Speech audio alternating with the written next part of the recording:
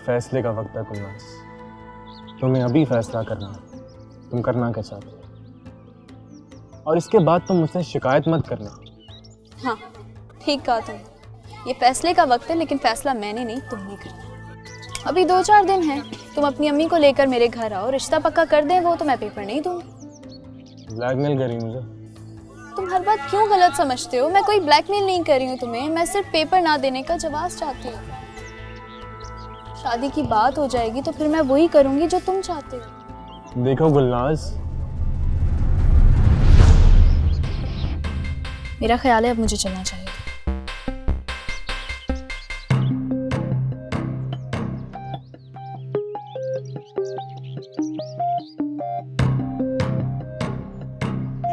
अमजद मेरा बच्चा, मुझे इतनी खुशी है ना कि तुम आ गए हो। कैसे आ गई खाला की याद तुम्हें? बस खाला आपके हाथ के पराठे खाने आया हूँ, कसम से बहुत दिल चाह रहा था। अरे तो पहले फोन करके बता देते, मैं सारी तैयारी करके रखती हूँ, तुम जैसे ही आते गर्मा गर्म पराठे तुम्हारे लिए तैयार होते। मैं जाके बनाती हूँ, तुम ऐसा करो वहां जाके बैठ जाओ। आप आराम से बनाएं, मुझे कोई जल्दी नहीं। अच्छा चलो ठीक है, मैं जल्दी से बनाती हूँ।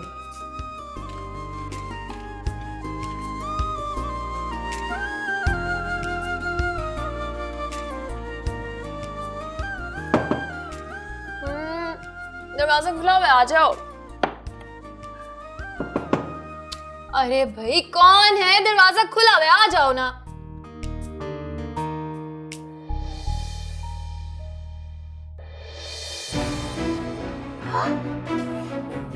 तुम यहाँ पे क्या कर रहे हो तुम? मैं तुमसे मिलने आया हूँ दुर्दाना। नहीं नहीं प्लीज, अम्मी घर पर हैं, प्लीज तुम बाहर जाके बैठो। हाँ मैं बाहर आ जाऊंगी ना। वो घर पर हैं तो क्या हुआ, तुम्हारा अपना अमजद हूँ। वो तो ठीक है मगर ओहो, इतना क्यों डर रही हो? खाला किचन में मेरे लिए पराठे बना रही हैं और उन्हें वक्त लगेगा। हाँ लेकिन फिर भी ना अमजद, अगर कोई अंदर आ गया तो तुम बाहर जाके बैठ जाओ ना, मैं अभी आ रही हूँ बस। क्यों जाऊं? मुझे मेहमानों की तरह ड्राइंग रूम में नहीं बैठना। तो फिर ये भी बता दो कि क्या चाहते हो तुम? मैं चाहता हूँ कि तुम मेरे सामने रहो और मैं तुम्हें देखता रहूं। मगर ऐसा मुमकिन नहीं है, इसके लिए तो तुम्हें मुझसे निकाह करके मुझे अपने घर पे लेके जाना पड़ेगा ना। निकाह भी कर लूंगा। कैसे करोगे? निकाह तो तब होगा ना जब तुम अपनी अम्मी को बताने का हौसला पैदा करोगे अपने अंदर। यही तो बताने आया हूँ तुम्हें। मैंने अम्मी को कह दिया है कि शादी करूंगा तो सिर्फ दुर्दाना से। सच? तुम्हारी कसम।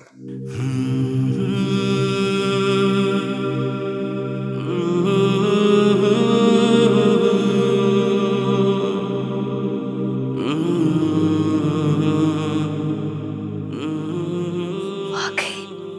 क्या कहा उन्होंने? उनकी बात छोड़ो, मैंने उन्हें अपना फैसला सुना दिया है। उन्हें मनाना मेरा काम है, तुम बस मुझ पे भरोसा रखो। तुम यहाँ क्या कर रहे हो? मैं बस ऐसे ही। यहाँ क्या कर रहा था? हम सिर्फ बातें कर रहे थे। ऐसी कौन सी बातें जो कमरे का दरवाजा बंद करके हो रही थी? क्या हो गया तुम्हें गुलनाज? इस तरह के सवालात क्यों कर रही हो मुझसे? एक बात मेरी कान खोलकर सुन लो, जिन लड़कियों को लड़के इस तरह छुप छुप कर मिलते हैं ना, उनसे कभी शादी नहीं करते। अच्छा, सब लड़के इमरान भाई की तरह नहीं होते।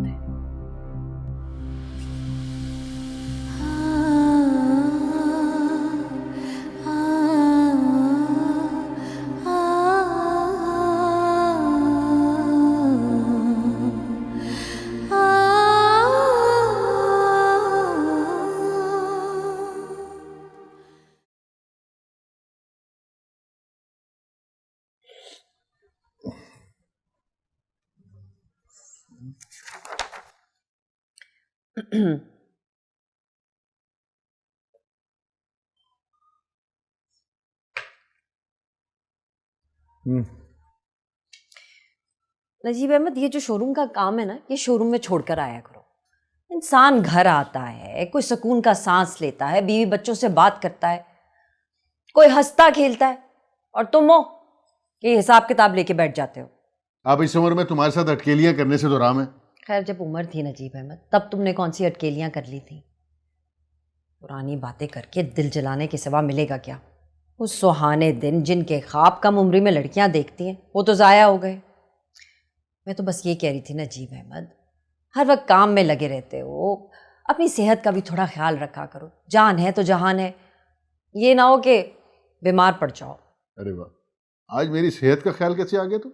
अब ऐसी बात ना करो नजीब अहमद, मैंने तो सारी उम्र तुम्हारी सेहत की फ़िक्र की है। अपनी फ़िक्र की होती तो आज ये हाल ना होता। सही कह रही हो तुम। अगर तुमने अपनी फिक्र की होती तो मैं वक्त से पहले बूढ़ा ना होता। क्या मतलब है इस बात का? आखिर कहना क्या चाह रहे हो? मेरा मतलब है कि अगर बीवी खुद पर तवज्जो दे ना थोड़ी सी, तो मर्द का दिल जवान रहता है। माना नजीब अहमद कि मैंने कभी खुद पे तवज्जो नहीं दी, लेकिन अभी भी लाखों से अच्छी हूं। अब मैं फहमीदा बनने से तो रही। और वैसे भी ये जो हर वक्त बनाव सिंगार करती हैं ना औरतें, ये कोई अच्छी नहीं होती। एक बात कहूँ, जब तक तुम फहमीदा के लिए अपने दिल से मैल नहीं निकालोगी, सारी जिंदगी जलती भुनती रहोगी। मैं क्यों जलती भुनती रहूंगी? जले भुने मेरे दुश्मन, और जले भुने वो लोग जो मेरे दुश्मनों के सज्जन हैं, उनके हमदर्द हैं। मैं भी कितनी बदनसीब औरत हूँ, सारी जिंदगी जिस शौहर की वफादार रही, जिसके लिए रोटियां बनाई, कपड़े धोए, बर्तन मांजे, अपने हाथों का ये हाल कर लिया, उसने कभी झूठे मुंह मेरी तारीफ नहीं की। डरो डरो, मेरी आह से डरो नजीब अहमद। खुदा के वास्ते, मुझे काम करने तो बड़ा जरूरी काम कर रहा था। तो मुझे भी तुम्हारे पास बैठने का कोई शौक नहीं है, मैं भी जरूरी बात करने के लिए आई थी। कहो, कौन सी जरूरी बात करनी है तुमने? वो मैं चाह रही थी नजीब अहमद, तुम ना जुल्करनैन के घर चलो मेरे साथ। तुमने जाना तो चली जाओ, मेरा जाना जरूरी है क्या वहाँ? जरूरी है, इसीलिए तो कह रही हूँ।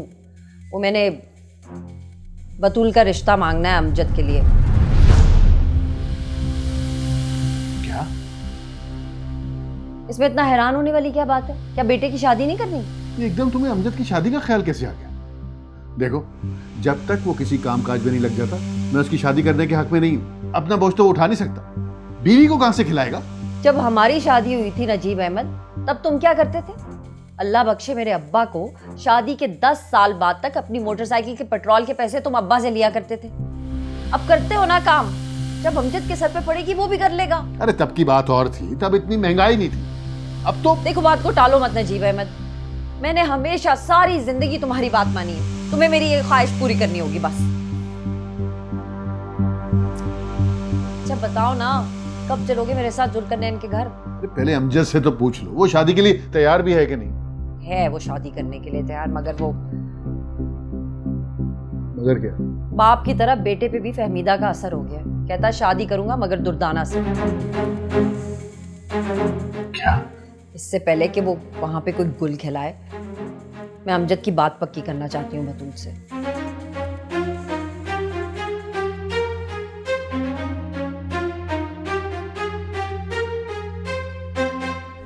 बेटा, ये लो दूध पी लो। नहीं पीना मुझे, ले जाएं आप इसे यहाँ से। तुमने खाना भी नहीं खाया है, क्यों कर रही हो अपने साथ ज्यादती? उस वक्त जिस तरह तुम फहमीदा के इश्क में मुब्तला थे, आज तुम्हारा बेटा अमजद उसकी बेटी के इश्क में मुब्तला है। तुम्हारा बेटा होने का ना पूरा हक अदा कर रहा है। देखो, पुरानी बातें बार बार मत याद कराया करो। बात पुरानी हो तब ना नजीब अहमद।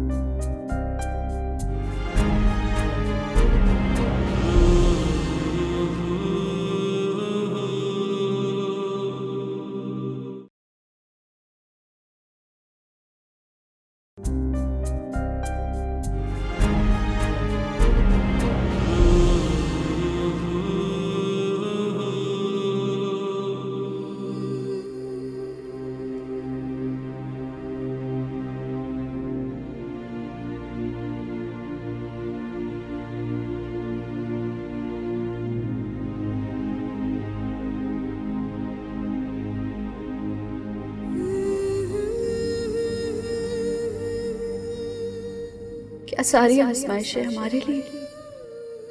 हमें ही सब इम्तिहानों से क्यों गुजरना पड़ता है?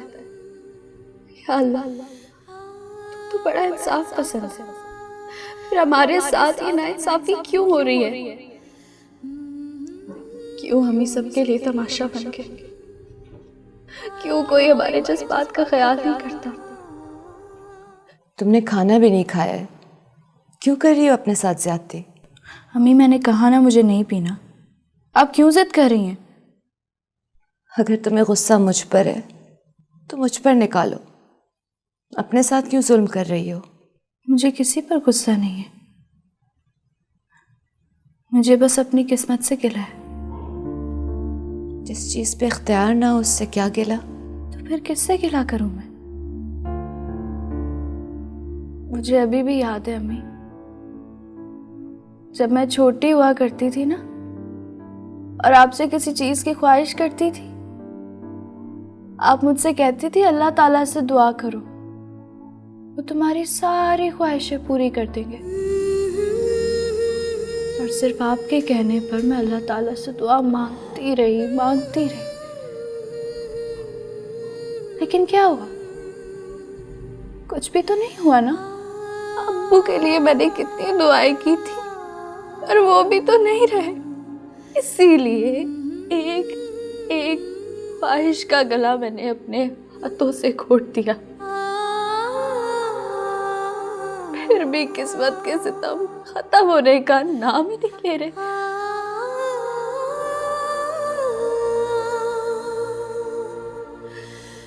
हमें सबको क्या दुश्मनी है अपनी हमसे? आपसे क्या दुश्मनी है सबको? कोई आपका नाम सुनना क्यों गवारा नहीं करता? बताए ना अम्मी, क्या बिगाड़ा आपने सबका? बताए ना मुझे, आपने क्या बिगाड़ा है उन सबका?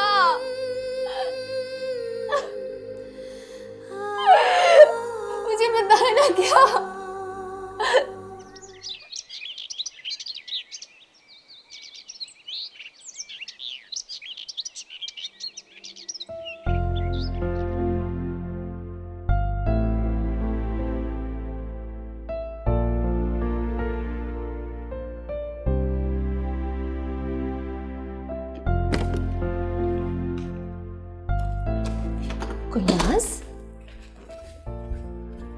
गुलनाज बेटे, उठो उठो उठो, पूरी रात यहीं सो गई। और शाबाश, बिस्तर पे चलो। अच्छा अच्छा।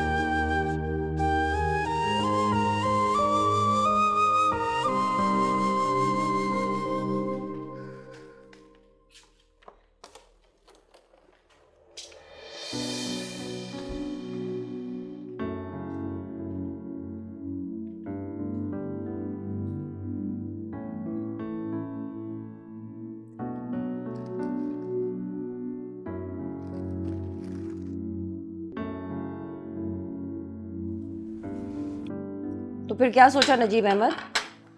किस बारे में? ये जो अखबार है ना, इसको थोड़ी देर साइड पे रख दो और तवज्जो से मेरी बात सुनो। हाँ हाँ बोलो, मैं सुन रहा हूँ। ये मुझे समझ में नहीं आती, सारा दिन शोरूम में एसी के सामने बैठ के कुर्सी पे भी तो अखबार पढ़ते हो ना, जब घर आया करो तो ध्यान मेरी तरफ लगाया करो। सुबह सुबह मुझसे पहेलियाँ क्यों बुझवा रही हो? इसी तरह बात बताओ, बात क्या है? नजीब अहमद, मैं कुछ दिनों से देख रही हूँ कि तुम्हें मेरी हर बात जो है ना वो टेढ़ी लगती है।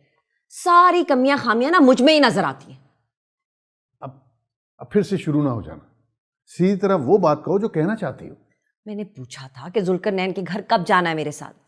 मैं इस बात को अब मजीद लटकाना नहीं चाहती। आखिर इतनी जल्दी क्या है? देर ना हो जाए इस डर से जल्दी है मुझको।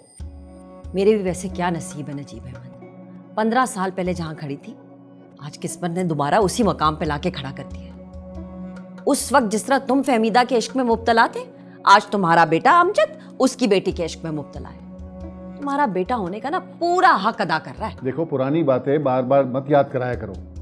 बात पुरानी हो तब ना नजीब अहमद। जिस तरह तुमने फहमीदा के सामने मेरे हाथ बंधवाए हैं ना, रोजे महशर हिसाब लूंगी तुमसे। अब बस भी कर दो ना, रोज एक ही कहानी लेकर बैठ जाती हो।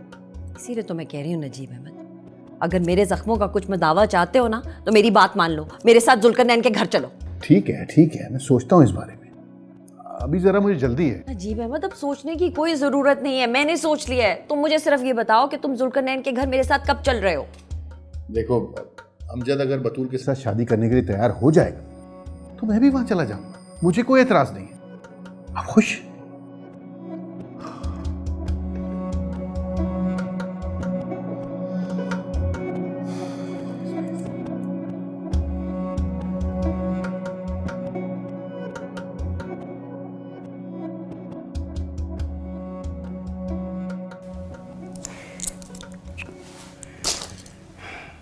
फहमीदा, वो तुम्हारी कोठी वाले वापस आ गए क्या? नहीं अम्मी जान, कोई इत्तला नहीं है। मैं सोच रही हूँ कि आज जाके पता करूँ, हो सकता है उन्होंने तनख्वाह भिजवा दी हो। फहमीदा, ये कोठियों में रहने वाले जो लोग होते हैं ना, इनके दिल बहुत छोटे होते हैं। अरे क्या उनकी दौलत में कमी आ जाती जो जाने से पहले वो तुम्हें तनख्वाह दे जाते? अल्लाह का अजाब नाजिल हो ऐसे लोगों पे। नहीं माँ जी, ऐसा मत कहें। आपको पता है वो लोग हमारा कितना ख्याल रखते हैं, तनख्वाह से हमेशा बढ़ के मिला है हमें। हाँ, वो तो ठीक है, लेकिन इस बार तो हाथ कर गए ना। अब अगर तुम सोचो कि 2-4 महीने वो वापस पलट के नहीं आते तो कैसे चलेगा राशन पानी? और फिर यहाँ पर तो कोई ऐसा है भी नहीं जिसे तुम उधार पकड़ सको।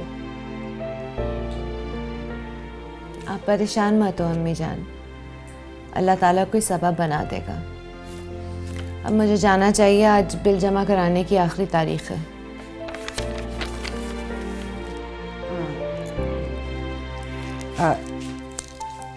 फहमीदा जी, वो मेरी दवाइयाँ ख़त्म हो गई थी, अगर थोड़े से पैसे बच जाएं तो सिर्फ 1-2 दिन की लेती आना। आप भी कमाल करती हैं अम्मी जान। आपको कितनी दफ़ा कहा कि दवा ख़त्म होने से पहले मुझे बता दिया करें। आपकी सेहत और दवा से बढ़ के तो कोई चीज़ नहीं है ना। तुम दिल में तो सोचती होगी कि जिसे ब्याह किया था वो तो जिया नहीं और ये बुढ़िया मरती नहीं। तुम फिक्र मत करो, मैं बहुत जल्द मर जाऊंगी, तुम्हारा बोझ बहुत आसान हो जाएगा। अम्मी जान, अल्लाह ना करे, मैं तो दुआ करती हूँ कि मेरी भी उम्र आपको लग जाए। हाँ, ये दुआ नहीं है, ये बहुत बड़ी बद्दुआ है मेरे हक में। अरे तुम नहीं होगी तो तुम्हारी दोनों जवान बेटियों का बोझ कौन उठाएगा? मुझसे तो अपना वज़न नहीं उठाया जाता। और फहमीदा, मैंने कितना जीना है और इतना तो जी लिया मैंने, बस। अच्छा, मैं जाती हूँ।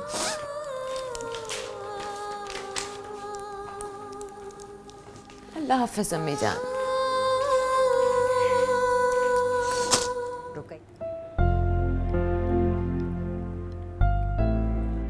बतूल,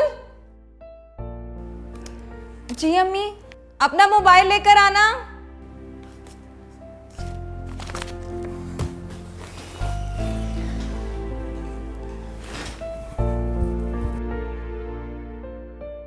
वो हाजरा आपा का नंबर तो मिलाना ज़रा, अभी तक कोई जवाब नहीं दिया। मैंने सोचा उनसे पूछूं उन्होंने नजीब भाई से बात की भी है या नहीं। तो अम्मी आप थोड़ा इंतज़ार कर लें, जब उनकी बात हो जाएगी वो आपको खुद ही कॉल कर लेंगे। मैंने कोई मशवरा नहीं मांगा तुमसे, जो कहा है बस वो करो।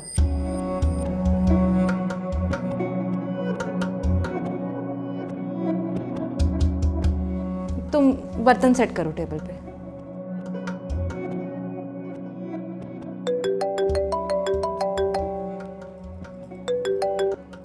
हाँ रुकैया, भाई बड़ी लंबी उम्र है तुम्हारी, अभी तुम्हें ही फोन करने का सोच रही थी। कैसी हो? मैं ठीक हूँ हाजरा आपा, अल्लाह का शुक्र। बस आपके मुंह से खुशखबरी सुनने का इंतज़ार कर रही थी। मैंने सोचा पूछूं आपसे, कोई बात हुई आपकी नजीब भाई से कि नहीं? देखो रुकैया, तुमसे ज्यादा जल्दी मुझको है। तुम्हारी तो रही बेटी, जहाँ चाहोगी उसका ब्याह कर दोगी और वो चुप करके कर लेगी। मेरा तो है बेटा और ऊपर से इस कदर मुंह जोर। अगर जल्द ही मैंने उसे नकेल ना डाली ना तो एक दिन खुद सर पे सेरा सजा कर आ जाएगा। अब वो पुराने ज़माने तो रहे नहीं हैं जब माँ बाप की जूतियां घिस जाया करती थी लड़की वालों से हाँ करवाने में, अब तो लड़कियां खुद रिश्तों के बुलावे भेजती हैं। हाँ अपा, कह तो आप बिल्कुल ठीक रही हैं, लेकिन शरीफों के मुंह से हाँ निकलवाना आज भी उतना ही मुश्किल है जितना पहले था। हाँ, लड़कियां अगर फहमीदा की हों तो बात कुछ और है। हाँ तो मैं भी तो उसी की बात कर रही हूँ। अच्छा खैर दफा करो उसे। रुकैया, मैंने आज नजीब अहमद के मुंह से हाँ निकलवा ही ली। सच कह रही हैं आप पापा? 100% सच कह रही हूँ। नजीब ने तो मुझे कह दिया है, जिस दिन तुम कहोगी हाजरा, तुम्हारे साथ जुल्करनैन के घर जाके बतूल के रिश्ते की बात कर लूंगा। अरे वाह अपा, आपने तो कमाल कर दिया। फिर कब आ रहे हैं आप लोग? हाँ वो बस एक बार अमजद के मुंह से हाँ निकलने दो, फिर देखो कैसे चट मंगनी पट ब्याह करती हूँ मैं। क्या मतलब आपा? क्या अमजद अभी तक राजी नहीं हुआ? अरे रुकैया, तुम क्यों परेशान हो रही हो? अगर आज तक मैंने नजीब अहमद को फहमीदा के सहर से बचा के रखा है तो ये अमजद क्या चीज़ है मेरे सामने। लेकिन आपा मुझे बहुत डर लग रहा है, अगर अमजद ना माना तो? अरे रुकैया, तुम क्यों परेशान हो रही हो? और तुम्हें क्या लगता है मेरे जीते जी वो दुर्दाना को दुल्हन बना के ले आएगा मेरे ही घर में? ऐसा मैं कभी नहीं होने दूंगी। हाँ आपा, मुझे तो सिर्फ आप पर ही भरोसा है, आप जैसा चाहेंगी वैसा ही होगा। हाँ ये बिल्कुल तुम ठीक कह रही हो। अच्छा चलो रखती हूँ। हाँ अल्लाह हाफिज आपा।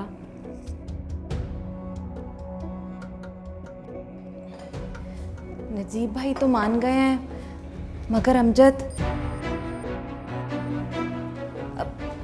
वो भी मान ही जाएगा। हाजरा आपा को बड़ी अच्छी तरह जानती हूँ मैं, जब किसी बात पर अड़ जाती है ना तो सबको हार माननी ही पड़ती है। लेकिन अम्मी, आपकी मजबूरी क्या है? आप उनकी इतनी मिन्नतें क्यों कर रही हैं? देखिए अम्मी, अगर अमजद किसी और से शादी करना चाहता है तो आप मुझे क्यों उसके गले डाल रही हैं ज़बरदस्ती?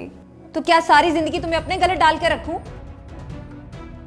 तुम बच्ची हो, नहीं समझती हो। माओ को अपनी बेटियों के रिश्ते करने के लिए पता नहीं कैसे कैसे खेल रचाने पड़ते हैं। तो अम्मी, अगर फहमीदा खाला अपनी बेटियों के रिश्तों के लिए कोई खेल रचाएं तो वो गलत, और आप रचाएं तो वो ठीक। बकवास बंद करो तुम अपनी। तुम अपनी माँ को एक बेहया औरत के साथ मिला रही हो। देखिए अम्मी, मैं तो बस ये कह रही हूँ कि आप मुझे किसी ऐसे शख्स के पल्ले ना बांधें जो किसी और को पसंद करता है। मैं अपनी सारी ज़िंदगी अपने शोहर के मुंह से उसकी पहली मोहब्बत के किस्से सुनते हुए नहीं गुजारना चाहती। बतूल देखो, ये मर्दों की मोहब्बतें आर्जी होती हैं, आज किसी से तो कल किसी से, लेकिन शादी मुस्तकिल होती है सारी ज़िंदगी के लिए। तुम नहीं समझोगी और तुम्हें समझने की ज़रूरत भी नहीं है।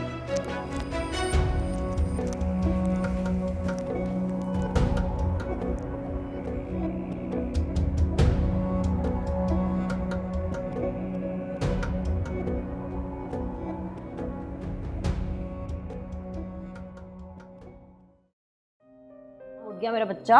जी अम्मी, कुछ है नाश्ते के लिए? हाँ बेटा, आज तेरे लिए खास नाश्ता बना रही हूँ मैं। देख बेटा, तेरे अब्बा कह रहे थे कि अब तू ना काम काज पे तवज्जो दे, हैं? कल कला को तेरी शादी होनी है। वैसे तो अल्लाह का दिया तेरे बाप के पास सब कुछ है, लेकिन बेटा फिर भी अपने बीवी बच्चों की जिम्मेदारी इंसान अगर अपनी कमाई से उठाए ना तो उसकी बात ही कुछ और होती है। बीवी के हाथ में शौहर जब कमाई ला के रखता है ना तो उसकी खुशी का कोई ठिकाना नहीं होता।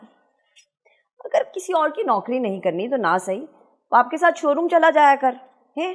उसकी भी थोड़ी मदद हो जाएगी और तुझे भी कारोबार की ऊंच नीच का पता चल जाएगा। कल को आखिर ये सब कुछ तुझे ही तो संभालना है।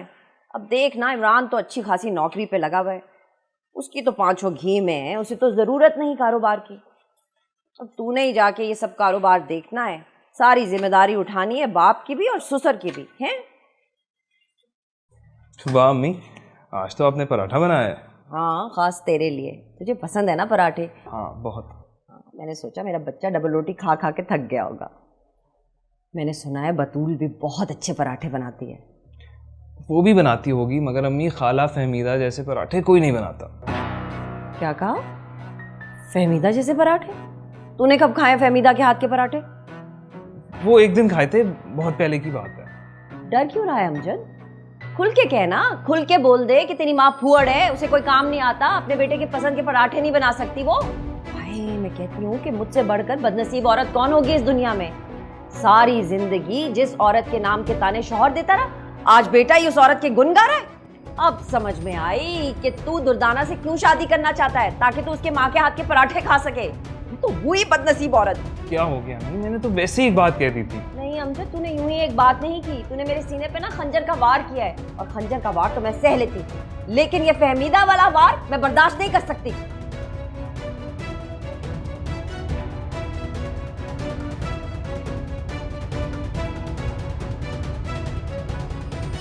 खान भाई, आपकी कोई बात हुई उन लोगों से? कुछ पता चला वो लोग कब वापस आएंगे? उनका कुछ पता नहीं है। मेरी भी बड़े दिन पहले फोन पे बात हुई थी उनसे। आने का तो उन्होंने कुछ नहीं बोला, बस इतना कहा था कि घर का ख्याल रखो। और वो तनख्वाह वगैरह? खुदा का नाम लो फमीदा बहन, अगर तुम्हारा तनख्वाह भेजा होता तो हम उसी दिन बुलाकर तुमको दे देता। हम अपनी जेब में किसी का अमानत नहीं रखता, पता नहीं किस दिन मौत आ जाए।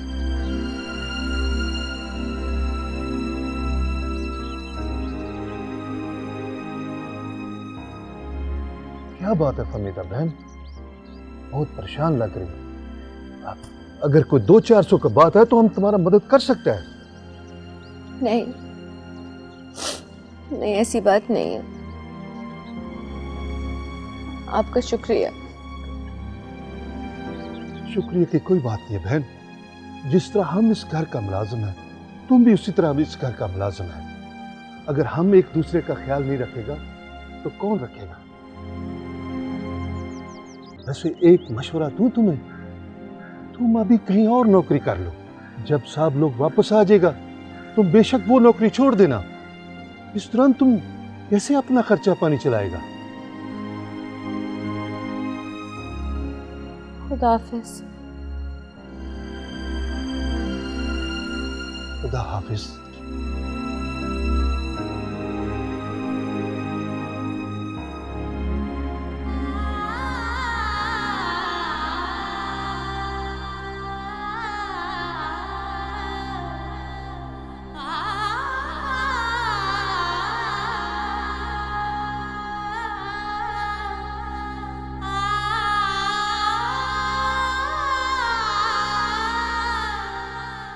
अम्मी, बिजली का बिल आ गया।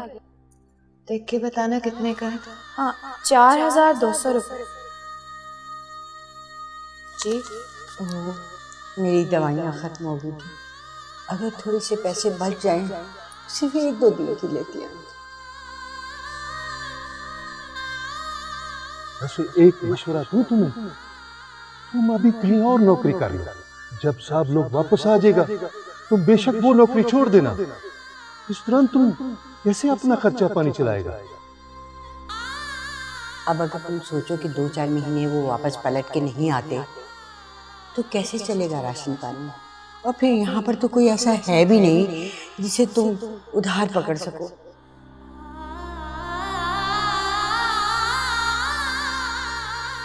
तुम दिल में तो सोचती होगी कि जिससे मैंने शादी की थी वो तो रहा नहीं। ये बुढ़िया मर गई। तुम फिक्र मत करो, मैं बहुत जल्द मर जाऊंगा, तुम्हारा बोझ बहुत आसान हो जाएगा।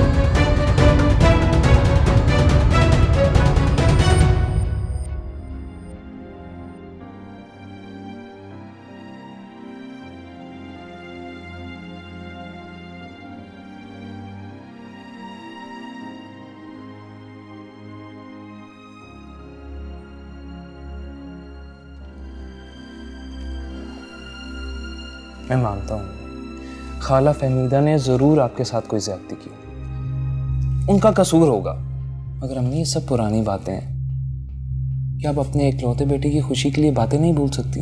भूल सकती हूँ बेटा, जरूर भूल सकती हूँ, लेकिन अगर वो लड़की मेरी नजरों के सामने मेरे घर में फिरती रहेगी तो नहीं भूल सकूंगी। देख अमजद, मैं तेरी खुशी की खातिर सब कुछ कर सकती हूँ, लेकिन दुर्दाना को बहू बना के इस घर में किसी सूरत नहीं लाऊंगी। अगर ये बात है तो मैं सारी जिंदगी शादी नहीं करूंगा। मंजूर है। अगर ये तेरी जिद है ना तो मैं भी तेरी माँ हूँ, पीछे नहीं हटूंगी। सारी जिंदगी तेरे और तेरे बाप की खुशी की खातिर मैं हर महाज पे पीछे हटी हूँ, लेकिन इस बार नहीं। इस बार वही होगा जो मैं चाहूंगी। ठीक है, अगर मेरी खुशियों का कत्ल करके आपको सुकून मिलता है ना तो शौक से करें मेरी खुशियों का कत्ल। यही, बिल्कुल यही अल्फाज थे नजीब अहमद के। आज तक उसकी आवाज जो है ना वो मेरे कानों में गूंज रही है। उसकी भी सारी खुशियां ना फहमीदा के साथ जुड़ी हुई। मुझे एक बात बताओ, ये जो खुशियों का सर चश्मा है ये क्या फहमीदा की दहलीज से फूटता है जो हर कोई अपनी प्यास बुझाने के लिए वहां पे पहुंच जाता है? अम्मी खुदा के लिए एक बार अपना दिल साफ करके दुर्दाना से मिले तो सही, मुझे यकीन है वो आपको जरूर पसंद आएगी। हाँ बेटा, एक यही हुनर तो आता है उन माँ बेटियों को, फौरन हर किसी के दिल में उतर जाती है। लेकिन बेटा मैं इस मंजिल से बहुत आगे निकल आई। मुझे तो कोई नेक इंसान भी आके उन माँ बेटियों की गवाही देगा ना तो मैं कान नहीं धरूंगी। तू तो फिर नजीब अहमद का बेटा है। और देख हमजद बेटा, माँ की खुशी में अल्लाह की खुशी होती है। तो किसी लड़की के लिए माँ का दिल दुखाएगा ना तो याद रखना, माँ का दुख अर्श हिला देता है। अम्मी मैं आपकी ये ख्वाहिश पूरी नहीं कर सकता।